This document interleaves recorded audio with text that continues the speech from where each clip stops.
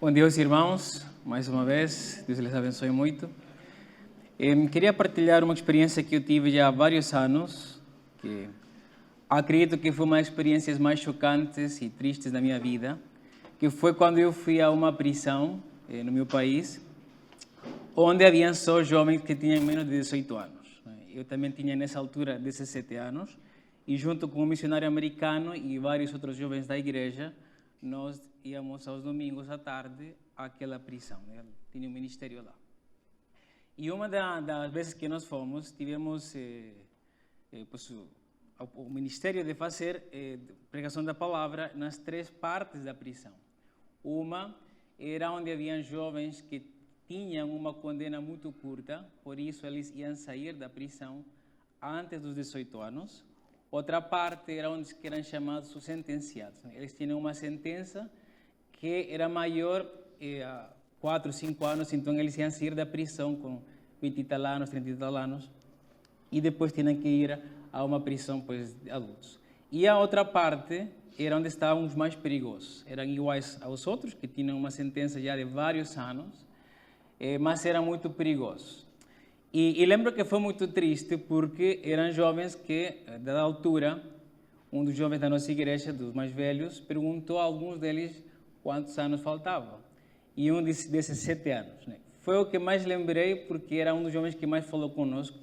E ele disse 17 anos. E eu fiquei assim chocado, 34 anos mais ou menos ele tinha que ter, porque ele tinha aí perto de 18 anos, Então, toda uma vida desta pessoa, deste jovem, desperdiçada, Realmente a gente pensa que ele fez. Eles não fazia parte do ministério perguntar o que eles tinham feito, mas foi muito duro ouvir essa expressão dele e dizer com muita clareza a quantidade de anos.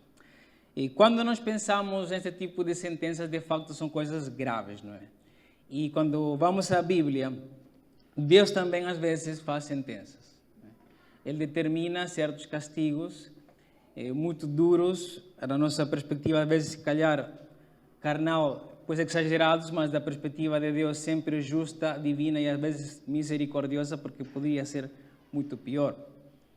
E a passagem que hoje vamos ler é de facto uma passagem que vai ao momento de sentença da parte de Deus contra o povo de Israel. Eles chegaram a fazer algo muito grave aos olhos divinos, a tal ponto que Deus determina aquela condenação de 40 anos no deserto. Então eu convido a todos os irmãos que juntos possamos ir ao livro de Números, capítulo 13 e capítulo 14. Números, capítulo 13 e capítulo 14. Como os irmãos podem ver, a história é bastante grande, Capítulo 13 tem 33 versículos e o 14, 45. Nós não vamos ler toda esta história, mas deixo aqui o convite para que em casa vocês possam fazer a história, vão ser muito abençoados e enriquecidos em ver cada uma das coisas que são ditas, a conversa de Deus com Moisés, etc. Então, por causa disso, nós vamos simplesmente selecionar e ler algumas porções destes 2 capítulos que acredito que honram minimamente todo o pano da história.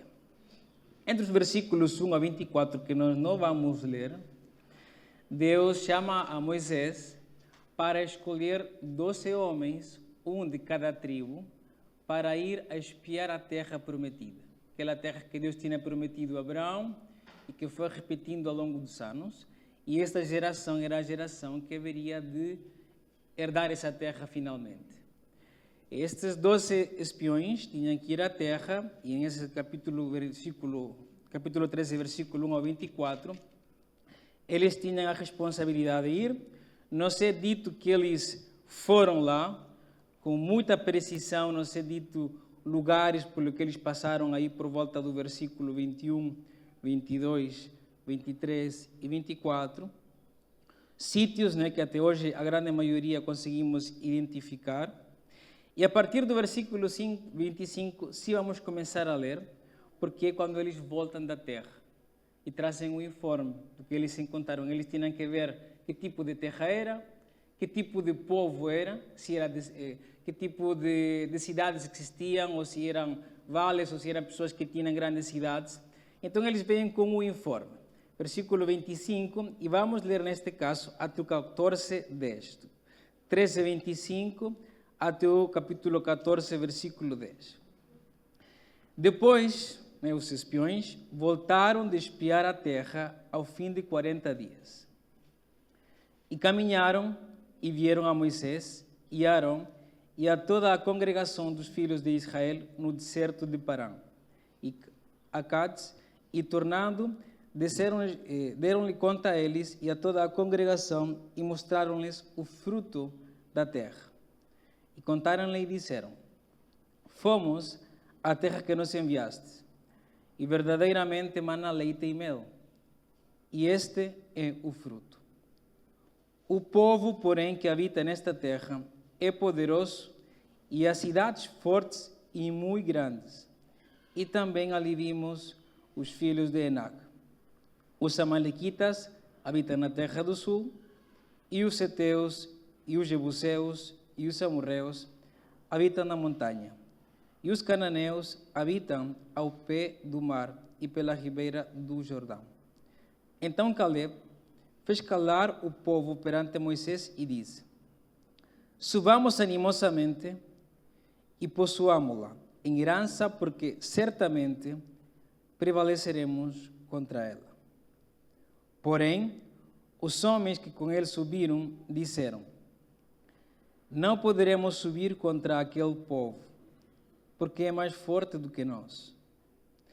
E infamaram a terra que tinham espiado perante os filhos de Israel, dizendo: a terra pela meio da qual passamos a espiar é terra que consome os seus moradores, e todo o povo que vimos no meio dela são homens de grande estatura.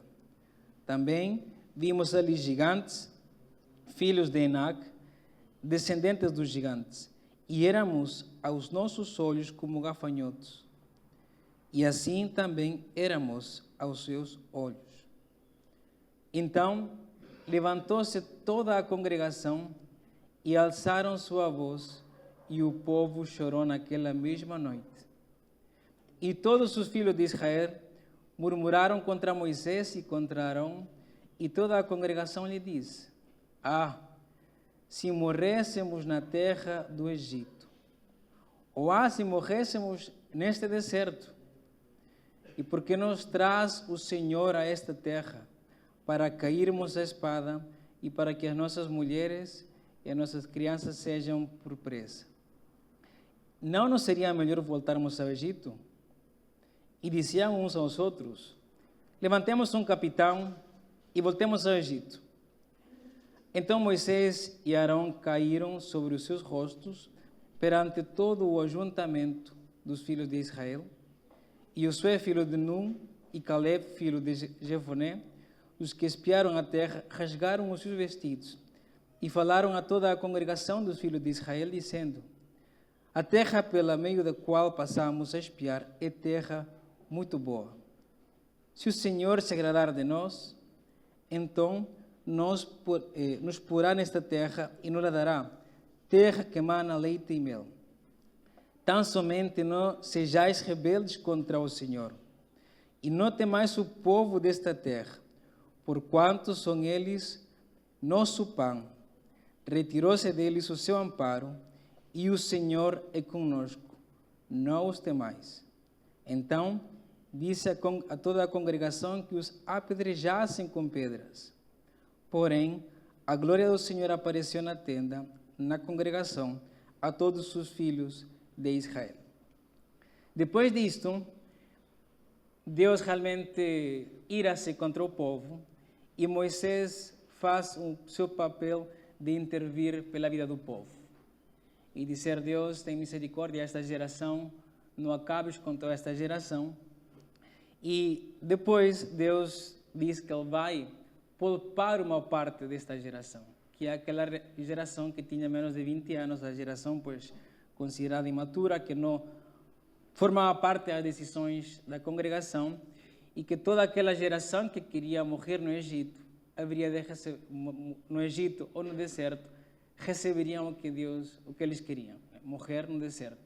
E por causa disso, por cada dia que os espiões foram, haveria um ano. Né? Por isso foram 40 anos, porque foram 40 dias a espiar a terra.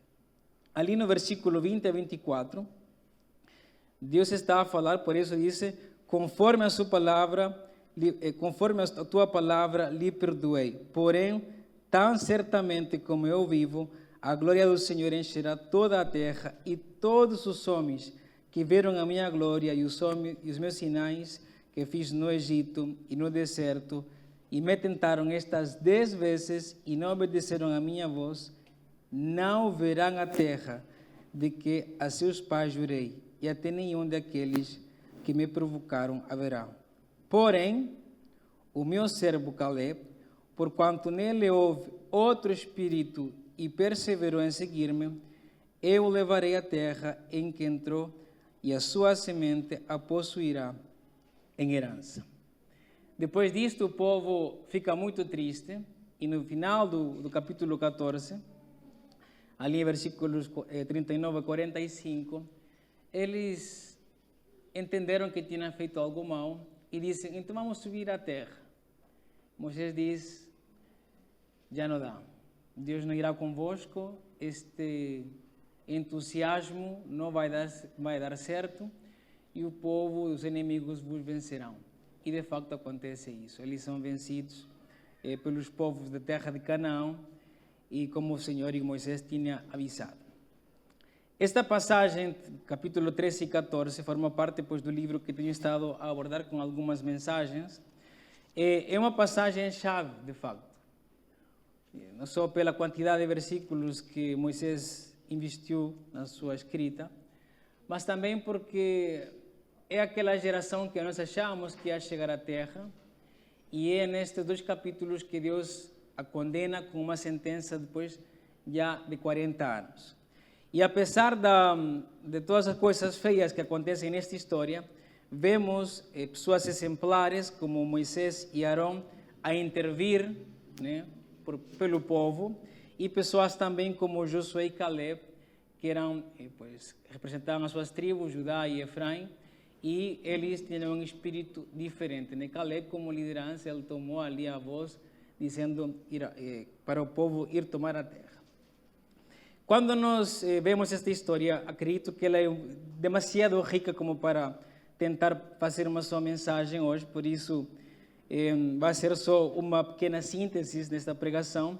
Nas próximas pregações, números, vamos ver outros capítulos, mas acredito que há alguns princípios bastante importantes que podem guiar também a nossa vida espiritual hoje. Porque apesar de que nós estamos no deserto, a tomar posse de uma terra, como aqui Márcio lembrou várias vezes, nós somos o povo de Deus, com uma missão, pessoas de fé, com a palavra, com o nosso líder espiritual, o Espírito Santo, que nos guia, que nos deu a sua palavra, com Jesus Cristo como o nosso Senhor, e temos que avançar. E acredito que são muitas lições que esta passagem nos pode dar. A primeira que eu queria apontar aqui é a seguinte: Deus prefere aos praticantes da palavra que aos formadores de opinião. Deus prefere aos praticantes da palavra que aos formadores de opinião. Para no versículo 1 e 2 do capítulo 3. Nos é dito que Deus falou com Moisés dizendo: envia homens que espiem a terra de Canaã, que eu hei de habitar aos filhos de Israel. Moisés repete isto aos espiões e dá algumas instruções do que eles têm que observar na terra, né? Entre elas trazer o fruto, ver as cidades e ver o povo. Resulta que quando eles voltam, versículo 31, os 10 espiões que não queriam ir tomar a terra dizem: não poderemos subir contra aquele povo, porque é mais forte do que nós. Em nenhum momento se lhes pediu aos 10 espiões que dessem a sua opinião sobre o assunto. Eles tinham uma tarefa simples, clara, objetiva: ir 40 dias, olhar bem a terra, trazer um informe, passar a Moisés e, pois, claramente a toda a congregação e ponto e final. Essa era a tarefa dos 12. E resulta que eles, por algum motivo, provavelmente o medo, decidiram formar a opinião e tentar persuadir o povo a fazer X ou Y. Eles queriam dizer, não vamos à terra. E quando nós vamos ver o que eles disseram, de facto, eles dizem uma coisa verdadeira. Dizem, este povo é mais forte que nós. De facto, essa frase é verdadeira. Deus tinha dito isso em outras passagens. Os povos cananeus são mais fortes do que vós. Mas, por causa da presença de Deus, eles conseguiriam tomar posse da terra. O que acontece depois? Estas pessoas começam, no versículo 32, diz, a infamar a terra, ou seja, começaram a exagerar. Começaram a exagerar e começaram a dizer coisas sobre a terra que não eram totalmente verdadeiras e acabam por desmotivar o povo. E quando nós pensamos hoje como cristãos, de facto nós vivemos numa sociedade onde toda a gente gosta, né, e dá a sua opinião. Nas redes sociais já tem uma parte de comentários, né? Em qualquer rede social, acho eu, não sei, também não sou experto na área, mas na grande maioria tem área de comentários. Nos jornais, vocês podem ir a qualquer jornal e também podem deixar o vosso comentário sobre a notícia. Qualquer loja, qualquer restaurante tem um livro de reclamações, né? Se vocês acreditam que não foram bem atendidos, têm, pois, o poder de dar a sua opinião sobre o que aconteceu. E, de facto, vivemos nesta sociedade assim bastante aberta. E isso, a certo ponto, não é errado. O errado é quando nós aplicamos isso à palavra de Deus. Deus, irmãos, não quer saber a nossa opinião. Isso é que os espiões tinham que entender. Ele não está interessado no que nós achamos sobre certo assunto. Deus não quer que nós digamos, a minha opinião sobre este assunto, seja A, B ou C, é esta. Deus não quer saber isso, de nenhum de nós. Deus quer que nós obedeçamos a sua palavra, que a entendamos claramente, que a nossa opinião seja transformada, que seja, fomentada na verdade, tentar ir buscar e ter uma opinião, é verdade, mas bíblica, para nós sermos praticantes da palavra e não formadores de opinião da palavra. Ela está aqui, as promessas naquele tempo, pois a Bíblia era bem mais curta do que hoje, e nós não temos direito nenhum de estar a dar a nossa opinião. Nós temos que nos esforçarmos em entender a palavra e, como Josué e Caleb, em obedecê-la. Essa é uma lição que eu acredito que estes 2 capítulos nos deixam. Uma outra lição que nós podemos ver nesta passagem, nestes 2 capítulos, é as nossas palavras e o nosso estilo de vida podem facilmente influenciar o povo de Deus.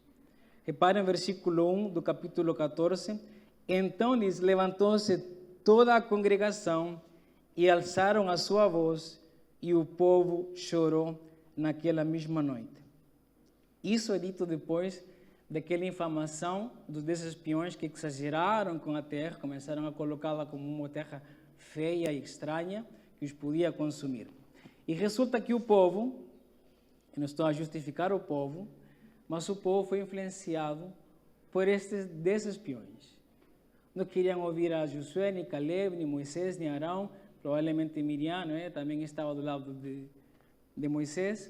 Eles ouviram aqueles 10 e disseram, olha, então a gente vai voltar para a terra do Egito ou morrer no deserto. É preferível a ir fazer isso. Então, quando nós, hoje em dia, pensamos na nossa vida, nós devemos, irmãos, ter muito cuidado com a nossa vida, com o que nós falamos, com o que as pessoas colocam nas redes sociais, com a vida que nós temos, porque ela facilmente pode servir de pedra de tropeço para outros cristãos. Quantas vezes não ouvimos pessoas, às vezes com certa razão, que desiludiram-se com algum escândalo e isso enfraqueceu sua fé, se calhar não as fez afastarem-se da vida de Deus, mas ficaram perturbadas com certas coisas. E nós, então, irmãos, temos que entender isso. Para sermos uma igreja santa, uma igreja pura, que siga a vontade de Deus, todos nós devemos entender este compromisso com a palavra do Senhor, para que os outros também, de forma positiva, sejam impactados, contagiados, as crianças, os adolescentes, e cada um de nós cuidarmos a nós próprios, vivendo vidas justas, vidas santas. Não como aqueles 10 que por causa deles, toda aquela congregação foi entristecida e toda aquela congregação foi condenada. Né? Sem justificá-los, mas claramente nota-se que foram aqueles 10 homens que desmotivaram ao povo. Uma outra coisa que nós podemos ver também nestes 2 capítulos é entender o mundo considerando a existência e o poder de Deus é uma característica de pessoas de fé. Nós não vamos ler agora, mas quando nós vemos as duas palavras que dizem tanto os espiões como Josué e Caleb, vamos ver grandes diferenças. Mas, essencialmente, a diferença encontra-se nas palavras de Caleb e Josué, quando ele diz no versículo 9 do capítulo 14, o Senhor é conosco. Final. O Senhor é conosco. Aquilo que lhe disseram os 10 espiões era verdade. Eles eram mais fortes do que o povo de Israel. Suas cidades fortificadas, eles não tinham cidades. E aqueles 2 espiões, eles dizem, o Senhor é conosco. Então, para pessoas que não têm uma perspectiva divina do mundo, que olham para o mundo de uma forma praticamente materialista, de uma forma, se calhar, às vezes secularizada, onde não se considera a existência de Deus, pode que a pessoa acredite, tudo torna-se, se calhar, maior do que realmente é. Aqueles homens olharam para a terra e começaram a dizer, olha, são grandes gigantes, começaram a ver tudo maior, porque não estavam com a fé de Josué e Caleb. Eles diziam, Deus é conosco, irmãos, podemos ir para frente. Ninguém nos vai deter. Então, para as pessoas que não têm uma cosmovisão, uma forma de ver o mundo, considerando a existência e o poder de Deus, tudo se torna maior, como com aqueles espiões, né? Os gatos passam a ser leões, os cães passam a ser lobos, o Covid passa a ser como se fosse HIV, tudo é visto, tudo é exagerado, nos toma conta do nosso coração a ansiedade, o medo, tornamos pessoas sensíveis, porque deixamos de ver o mundo considerando que Deus está conosco. Quando nós acreditamos que Deus está conosco, nada que Ele não permita nos acontecerá. A morte chegará na hora que Ele termine, o bem e o mal será controlado por Deus na nossa vida, a saúde e a doença. Somos pessoas que avançamos porque acreditamos em Deus, que Ele está conosco. Quando vamos a fazer coisas que Ele nos determina, como ser santos, que dizemos, é impossível isso ser santo, e isso é verdade. Mas quando dizemos, Deus está comigo para eu ser santo, é possível. Eu não posso evangelizar a meu amigo, a meu irmão, colega de trabalho. É verdade, é impossível para nós. Mas com o Espírito de Deus é possível. A companhia de Deus torna-se determinante para as nossas emoções e para agir de acordo com a sua boa vontade. Uma outra lição que nós podemos ver é aqui, não tenhamos medo de pertencer à minoria. Não tenhamos medo ou temor de pertencer às minorias. Versículo 10 do capítulo 14 nos é dito que toda a congregação queria que os apedrejassem com pedras a Josué e Caleb. E eu não acredito que eles ficassem a pedir, não, então vamos mudar o que nós dissemos, esqueçam o que a gente falou, melhor não morrer apedrejado. Não. Eles sabiam que manter-se naquela convicção tinha suas consequências. Eles não tinham temor de ser só 2 contra 10, né? Que uma democracia, pois, tinha que ser respeitada a vontade dos 10. E eles não tinham temor a ser parte da minoria. Eles estavam convencidos de que se Deus deu a palavra para eles tomarem posse da terra, eles tinham que obedecer, ainda se fossem sozinhos. Não lhes importava, no mínimo, se os outros queriam ir por outro caminho, eles tinham um caminho fixo, claro, que era fazer a vontade de Deus. E quando nós pensamos hoje, irmãos, na nossa vida, ser cristão, ser biblicamente cristão, nos vai levar a ser da minoria. É inevitável. Ou seja, temos questões éticas claras e totalmente diferentes a que o mundo ensina, a que o Estado ensina, a que é ensinado nas escolas ou nas faculdades. Questões éticas em qualquer área praticamente, nós acreditamos coisas diferentes porque a palavra de Deus regula nossas convicções. Questões doutrinárias também, questões que têm a ver com a fé, sobre quem realmente é o Messias, sobre como se alcança a salvação, sobre o valor do homem e da mulher, sobre a vida, etc., sobre a Trindade e muitas outras coisas.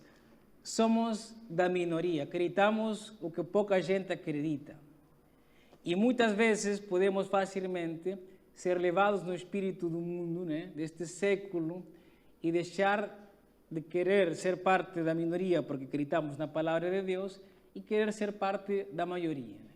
Para não chocar ninguém, para manter as nossas amizades, para qualquer outra questão, não querermos dizer o que nós realmente acreditamos acerca de Deus e podemos facilmente ser influenciados pelo mundo. Então, Josué e Caleb nos dão este excelente exemplo.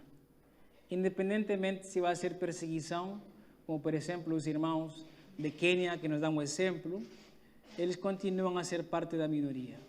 Continuam-se a reunir cada domingo no templo, apesar de que são muito poucos que provavelmente seguem a Cristo. E são estas lições, irmãos, que acredito que estes 2 capítulos nos deixam. Há outras mais que sugiro fazer uma leitura mais tranquila em casa, porque é muita coisa aqui, muita coisa boa que o Senhor nos deixou. E, finalmente, também deixar aqui um apelo para o Evangelho. Nós não vamos ler toda a passagem, nem nenhuma parte dela só de Hebreus, mas esta porção da palavra ela é referida em Hebreus com bastantes versículos. Porque o que Hebreus nos está a dizer, o autor de Hebreus, é que esta geração que foi condenada tinha essencialmente falta de fé. E por causa disso, não entraram na terra. E ele exorta aquele povo a dizer que provavelmente haviam alguns que estavam dentro da igreja, que estavam lá a ouvir, mas não estavam a crer. Assim como houve no tempo de Números, pessoas que viram os sinais, muita quantidade de milagres, quantidade de castigos até, e não creram, sino que morreram no deserto. O autor de Hebreus também diz que provavelmente há muitos no meio da igreja que ouvem a palavra, que ouvem as pregações, que leem a palavra, mas como isso não está misturado com fé, estão também condenados a nunca participar do repouso. E essa é a exortação com a qual concluo. Esteja aqui a ouvir esta palavra, ou muitos domingos, ou que seja batizado, ou que faça muitas coisas, se não há fé, não tem efeitos. Irmãos, nós temos que crer na palavra, não só ouvi-la, não só vê-la como fez esta geração, mas crer e claramente depois agir com base nessa crença.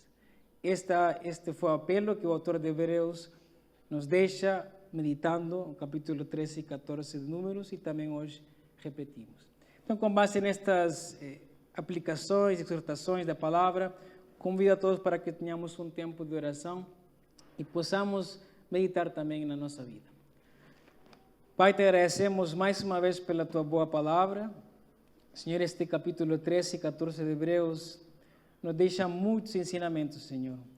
São várias exortações que tu nos deixaste e que nós, como o teu povo, também queremos praticar. Dê-nos, Senhor, fé. Fortaleça o nosso coração. Que não tenhamos temor de ser da minoria. Que sejamos, como Josué e Caleb, pessoas convencidas. que possamos agir conforme a Tua palavra, que possamos crer nas Tuas promessas, Senhor. Que jamais desobedeçamos o que Tu nos deixaste de forma clara, Senhor, na Tua palavra. Te agradecemos pelo Teu Santo Espírito, te agradecemos pela Tua companhia que permanece conosco até a eternidade. Colocamos isto em nome de Cristo Jesus. Amém.